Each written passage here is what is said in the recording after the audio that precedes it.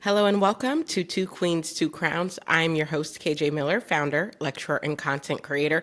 Tonight is not only a Queen Things episode, but also a mostly solo episode. That's right, Adrienne is doing her actor, Hollywood writer thing, as she is wont to do. We are very happy for her. So tonight you're getting me mostly solo. Yes, we will have a special guest. No, I'm not going to tell you who that is. They'll be joining us a little bit later.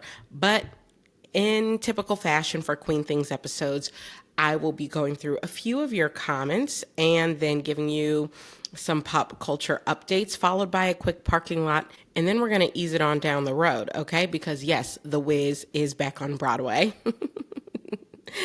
And a fun fact about me is I directed The Wiz while I was in college, so it has a very special place in my heart. It's back on Broadway, so we will be easing on down the road.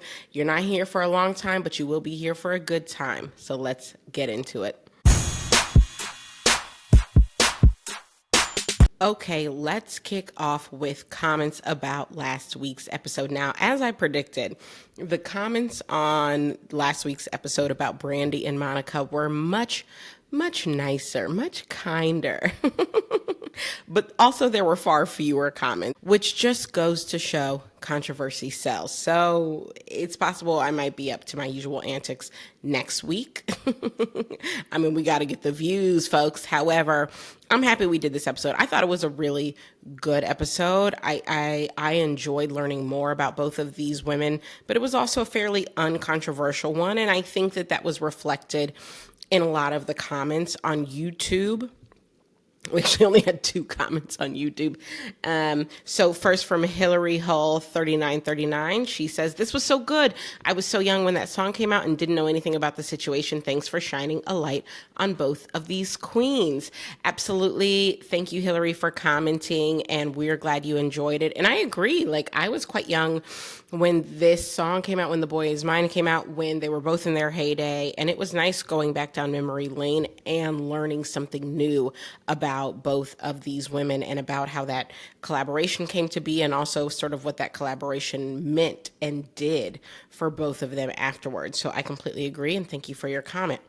Now, over on TikTok, I shared a few clips, particularly of us talking about this idea of a palatable Black woman. So we got a few comments about that. I will shout out one from Melly PNW Gen X. Melly says, "There is no doubt that Brandy got more attention because she appealed to a whiter audience," and she capitalized whiter.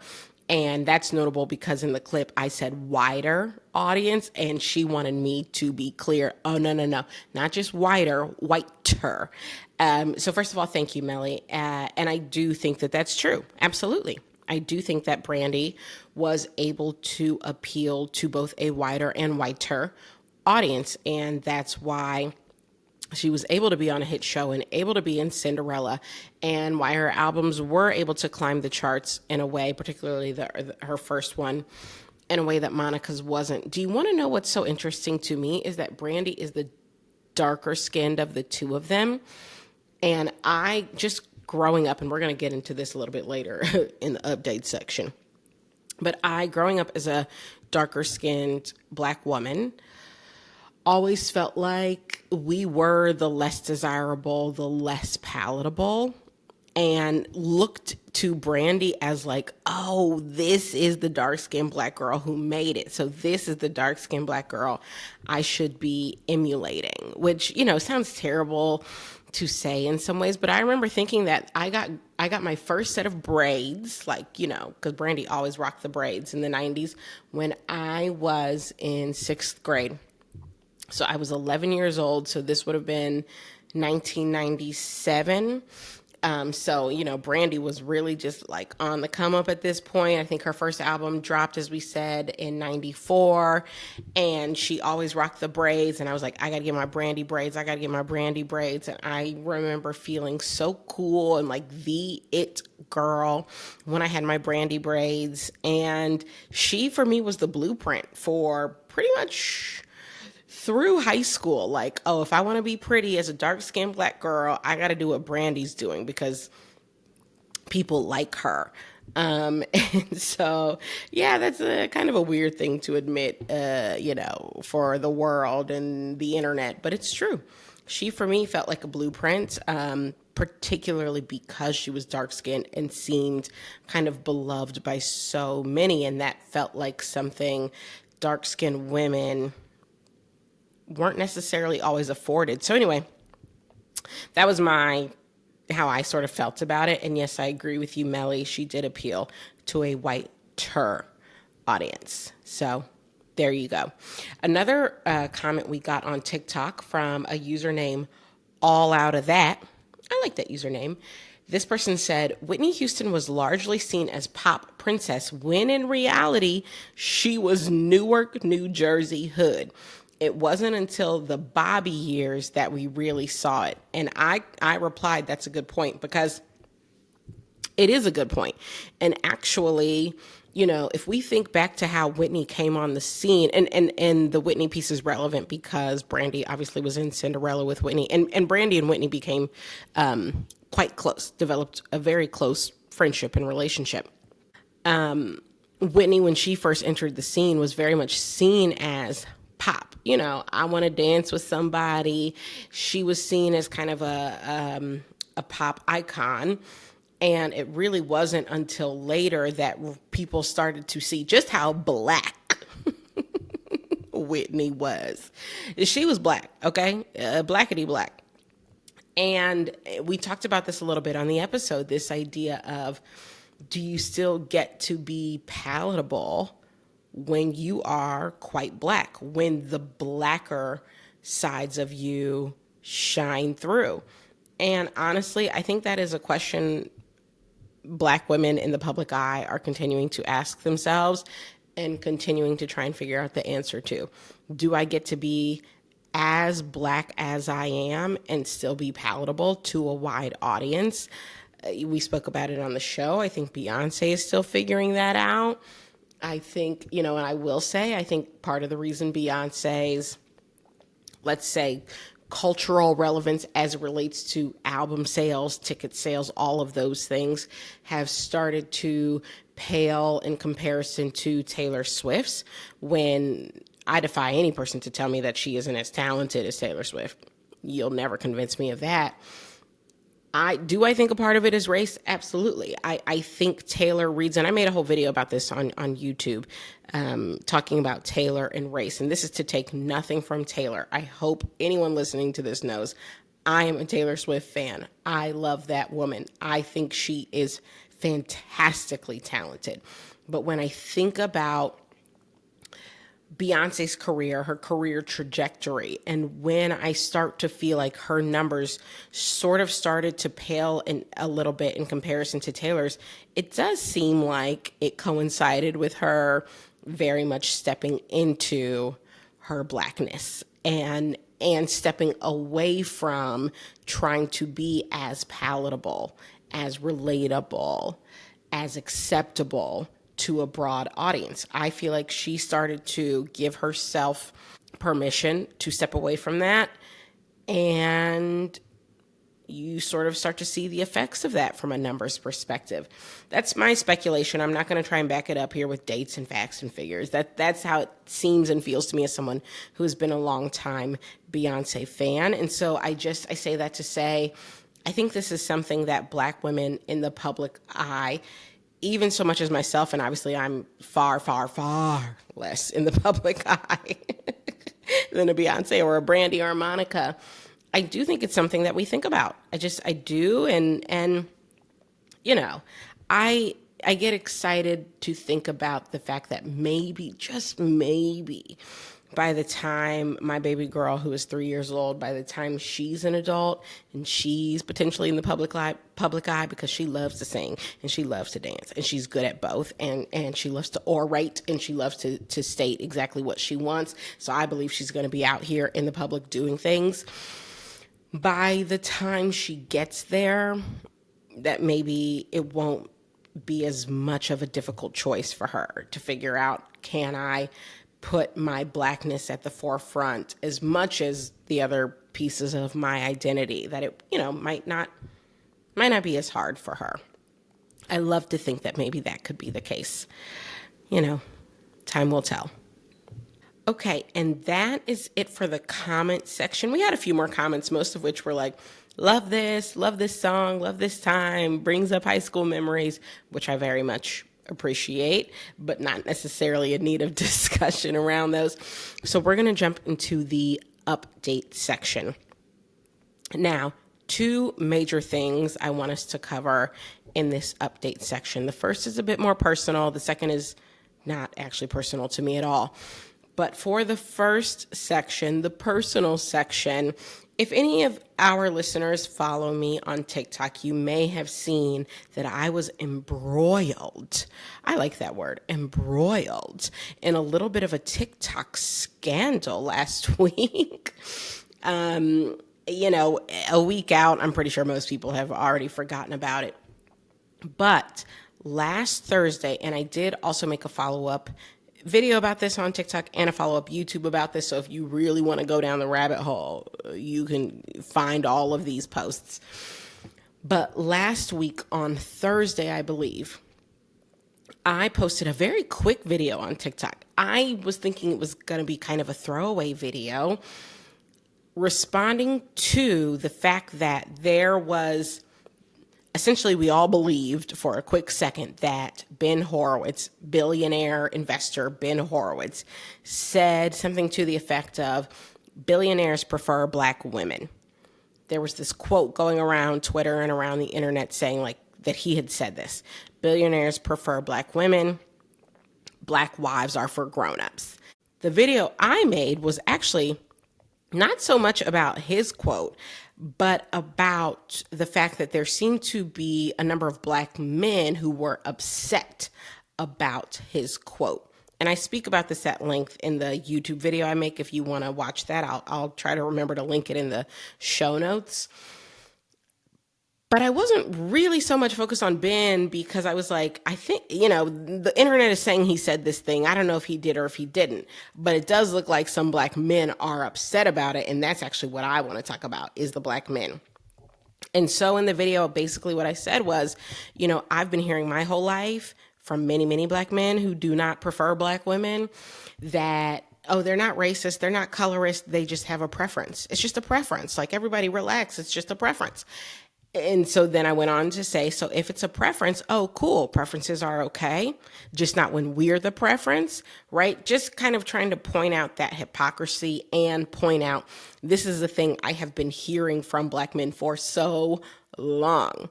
All right, well, because TikTok is TikTok and you never know what's going to blow up, it blew up.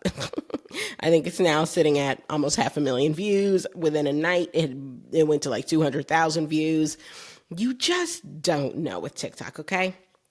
And I think that's true for most social media platforms. You really never know. It blew up. Well, then the next day it was revealed that Ben Horowitz never said that, okay? So then I am getting tags on tags from black men who want me to know. Oh, he never said that. He never said that. You need to respond. You were loud and wrong. You thought you were getting chosen by a billionaire. You're not.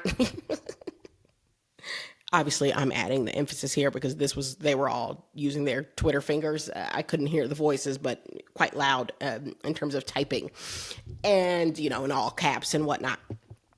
And then also going to my original video. So they were tagging me in other people's videos, coming into the comment section on my original video, just like in droves. Okay. So then I made a response video and said, yes, okay, the quote was wrong. I should have fact checked, drag me to hell and back for that. I didn't fact check, but I stand by everything I said. And by the way, I did. And by the way, I do. But I will say this.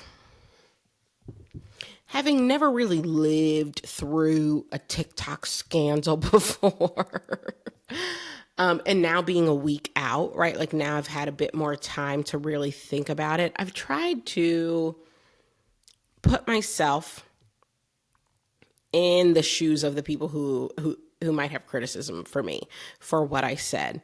I've tried to do that a bit more. It's very easy to just immediately be defensive. And I'll be very honest. I think a lot of the men in my comments don't deserve me thinking about them more deeply because they are terrible people. Yeah, I do believe that about a lot of these men. Not all of them. But you go read some of the comments. You probably, you'll see what I'm saying. So not all of them deserve the second thought, but I wanted to give it a second thought because I just think as you get older, you do start to realize the value of trying to understand another person's perspective, even when you disagree with them. And so when I did that exercise, I did start to understand, or at least the conclusion I started to come to was, I have never really used my TikTok platform to speak about Black men at all in any capacity, right? I just haven't. And now I'm still, I think, a small creator relative to, I mean, obviously, there are creators on TikTok with 20 million followers, okay? But I'm a bigger creator than I was. I'm now at, call it 175,000 followers. And so, if I've never spoken about Black men in any capacity, and the first time I speak about them, I am essentially saying, oh, gotcha. You don't desire me, but look at these people who do, and let me call out your hypocrisy, and just kind of approaching it with, I guess you could call it an attitude. I don't love using that word, but fine. But certainly not approaching it with like positivity, right? Like bubbliness. I could see how that would be hurtful, right? You've never used your platform to speak about Black men, and when you do, it is negative or sarcastic or abrasive, So if I think about it from that lens, it does give me a little bit different of a perspective than I think I had last week. And yes, I am giving myself some grace to think about this a little bit differently. And so I guess what I want to say is, with that context in mind, I can understand how for some of the people in the comments, or even if you didn't comment, just some of the people viewing, maybe this landed in a way I didn't intend, and impact matters more than intent, right? We know that. And so I am sorry, because it was not my intention to give the impression that I think ill of Black men, when in fact, I love Black men and spent a good chunk of my life wanting just to be loved by Black men, right? So I can understand that. I'm still grappling with it, but I can understand that. I say all this to say, because I hope the audience that we've built in this show can kind of understand that, like, I'm learning as I go, right? I'm learning out loud, as we spoke about on last week's episode. I'm not going to always get it right, and this is a very sensitive subject for me. My relationship with Black men, both how they perceive me and how I understand their perception of me, and therefore how I think about them, is fraught. It is fraught because I have decades worth of rejection and maltreatment that have put up a guard. That's my lived truth. I can't change that. But I don't want to, because of that, give the impression that I think less of all Black men or Black men as a whole. I don't. My husband is Black. He's half Black, half white. To the world, that's all Black, right? My father is Black. I've loved Black men for so long. I've protested for them. I've raised money for them. I've wept for them. I love them. Also, it has been one of the greatest sources of my insecurity, the things I've been told by them. So that's my reality. That's my lived reality. I don't know what else to say other than that is my lived reality. And so when the subject came up, I approached it from my lived experience. But I also understand that with a bigger platform comes more responsibility. And I do want to be cognizant of how these words land. And I just wanted to address it in case you saw it, and also because I'm so grateful for this audience that we've built here. And I want you to know I'm going to do my best to always be honest with what's going on with me, particularly as someone who's trying to disrupt the narrative of how women treat each other. Part of how we treat each other is how we are being perceived and treated by other people in the world, including men. And so, I don't know, felt important to just chit chat about. Now let's move on, shall we? Because the second thing I wanted to talk about in our update section is Billie Eilish's new album. Now, I have never been a Billie Eilish stan. I've always been a Billie Eilish fan. I liked her songs when I first sort of discovered them a few years ago. I like Bad Guy. I like You Should See Me in a Crown. I like Bury a Friend. And since then, obviously we all loved What Was I Made For? Obviously. So I've been a fan, but I haven't been a stan, and therefore I have never listened to an entire album front to back. Well, I did that today for my YouTube. I'll share the link in the show notes in case you'd like to see me reacting to every song live. I did go ahead and listen to the whole album. I'm not going to give you the review of every song here because, again, I already did that over on YouTube. But I did just want to share my overall thoughts. Overall, I feel like I am more into what Billie has accomplished by releasing this album in terms of her identity and coming out of her shell, coming out of the closet in some ways. I'm very into that and love that for her expression, her identity, her growth as an artist. I am far more into all of that, sort of the package of all of that, than I am into the actual music of this album. Do I think there are some great songs? Yes. I think there are. For me, there were 2 or 3. First of all, it's a 10-track album. And I'll be honest, if you're only going to give us 10 tracks, I think every single one has to hit. 10 tracks is not a lot of tracks. I respect it. I respect only giving us 10. I mean, I was a little flabbergasted when Taylor gave us 31. I was like, Taylor girl, we have jobs, we have children. Like, how are we? So when, for it to only be 10, I was like, okay, I like this. Like, keep it tight, keep it short, keep it cute. But also the flip side of only giving us 10 is all 10 have to land. And for me, not all 10 landed. So let's start there. Now, there were 2 or 3 that I thought were fantastic. And I'll tell you right now what they were. Lunch, which is the one she released a video for. Oh, mwah. Chef's Kiss. I really, really like that song. It's one of the only up-tempo songs. Also, I mean, it's very gay, which I personally love. And it's just giving us a side of Billie I don't know that we've seen. I love that one. I love The Greatest.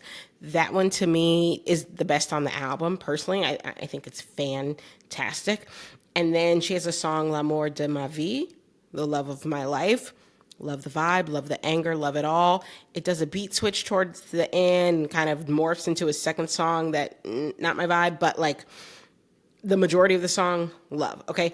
To me, those 3 songs were standouts. The problem is only having 3 standouts when it's a 10-song album, as we've been over, don't love. Also, there were a couple of songs that I thought were just like bad. I don't think you can't really have flops when you only deliver 10 tracks. I'm not saying I have to fall deeply in love with every song, but flops are tough. Because even though I only have 2 flops, that's 20% of the album. Like the math isn't mathing. So the flops for me were, there's a track called Chihiro, which I don't know what it is she was doing. I truly don't even know what she was trying to do. And then she has a song called The Diner. Again, I'm sure if I wanted to spend a few weeks diving into the metaphors and the this, that's, and the thirds, maybe I'd get it, but I don't want to because I didn't like it. So that's the problem. And then the rest, I thought there were, some good moments, but overall, well, no, that's not fair. The rest of the songs, besides those 2 flippity flops, which were just the flop of all flops for me, the rest of the songs I felt like were really nice, set a good vibe, had a good tone. I always enjoy her voice. It's so unique. And so I felt like she was giving me a moment in time. She was giving me introspection about this time in her life. She's quite young. She's 22 now. I believe she was 21 when she was recording this.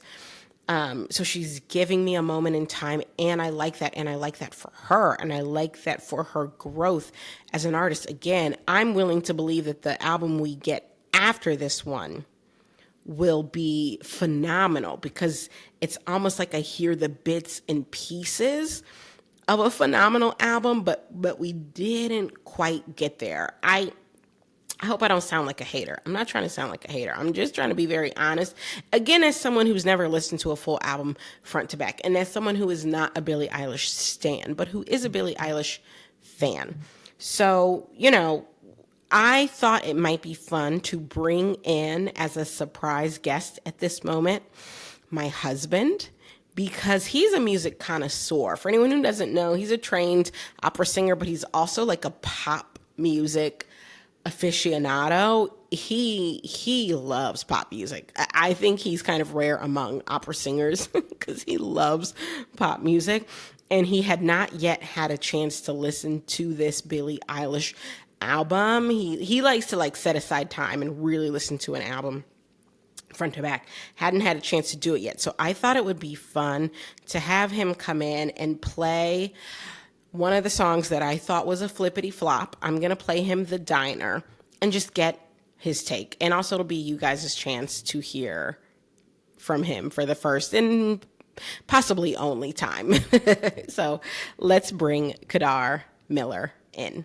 All right, guys, this is my husband, Kadar. Hi. He is, I think, feeling a little nervous. Are you feeling a little nervous? I don't know if I'm feeling nervous, but this is some hallowed ground. This podcast has covered a lot of details, a lot of good juicy content. I don't know. I'm going to try to hold up Adrian's mantle in her absence. Okay. So, but they're big shoes to fill. Yeah. They are big shoes to fill, but I think you're going to do a great job. Okay. So I just let our audience know I wanted to play one of the Billie Eilish songs that, full disclosure, I thought was a bit of a flop. Okay, great. But I want to play it for you because you're a pop music aficionado. Yes. And it might just land for you immediately differently than it did for me. Okay, I'm excited. This is great because I haven't heard a single, aside from Lunch, I haven't heard anything of the album. So these are virgin ears this is landing on. Okay, I am passing the mic all the way over to you, Kadar, because I want your official reaction to that song. Well, I liked it. I think it was sort of a vibe. I was into it. Now, full disclosure, had I not been reading the lyrics, there's no way I would have known anything that was going on in that song. Yeah. So, really happy that I was able to read along. I was trying to listen a little bit, without reading any of it, and yeah, wouldn't have followed, would have just, but that was fine because I think the vibe was, I don't know, that was a little bit of what I was expecting. It hit a little bit like some of the earlier Billie Eilish stuff that I encountered. There's a particular song that I'm blanking on now, but where the chorus itself would just be, just the instrumental. It would just sort of leave you with the semi-creepy lyrics, that, ended the previous chorus, and then you're just, sort of sitting with it. A little bit like Bad Guy, actually, Yeah. And then you just, sort of vibe with, like, what you think just happened. Yeah, I also sort of like this, I don't know, like, would you call it like a predatory vibe? Something dangerous, something a little stalkery, right? Like there's some darkness that I think's like explored in this in the like love lust that she's describing, feeling for these folks going on. And I think that came across in like the music as well as the lyrics. So I think that this does not shock me as a way of Billie exploring what, sort of sexuality is new to her, but in the same sort of like sonic environment that we've come to know and love.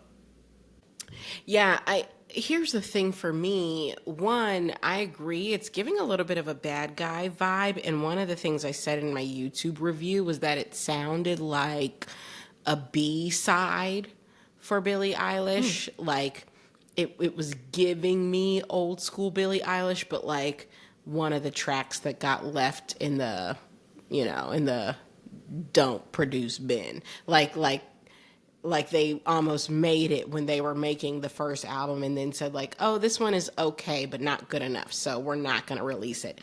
And now they've decided to release it. Like it just feels like it's almost there, but not quite. It's almost Bad Guy, but it's not as good as Bad Guy from a production or lyric standpoint. Now, what's your reaction to that?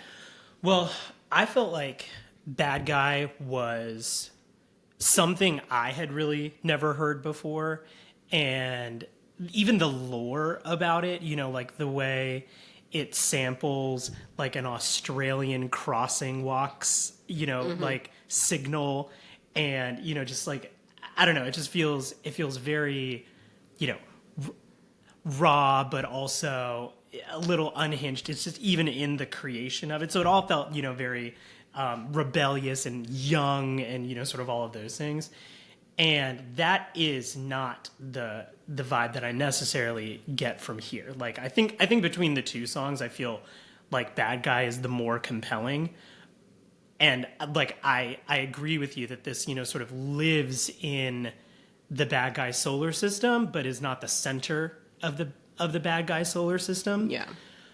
That said, I think that I've got to respect that vibes are far more foregrounded, I think, nowadays in music, and just sort of like the tone that you set and like what it sort of makes you feel, not necessarily like what you are hearing in and from any one particular element. It's just sort of what's the universe that's getting created?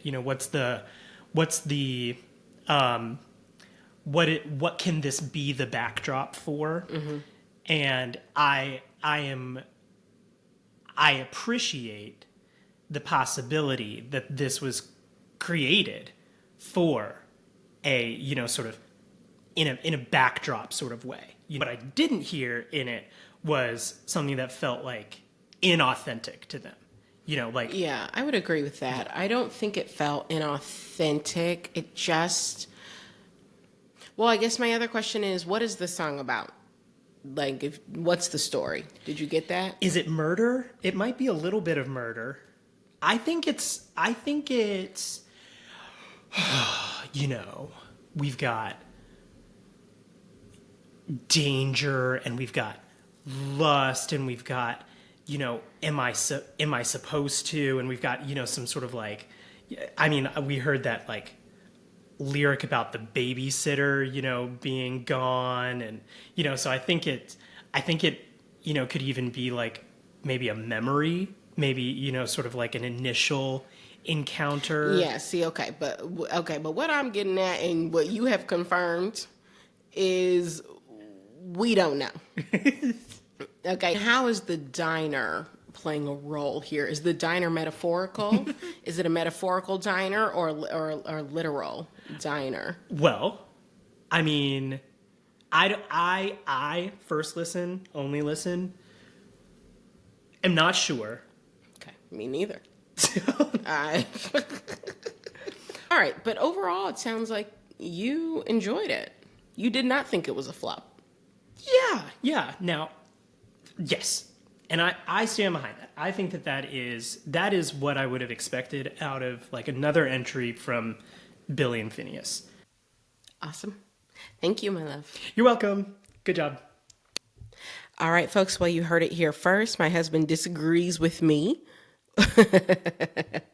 on whether that song, The Diner from Billie Eilish, is a flop. So it just goes to show you should go listen to the album. You should let us know what you think of it.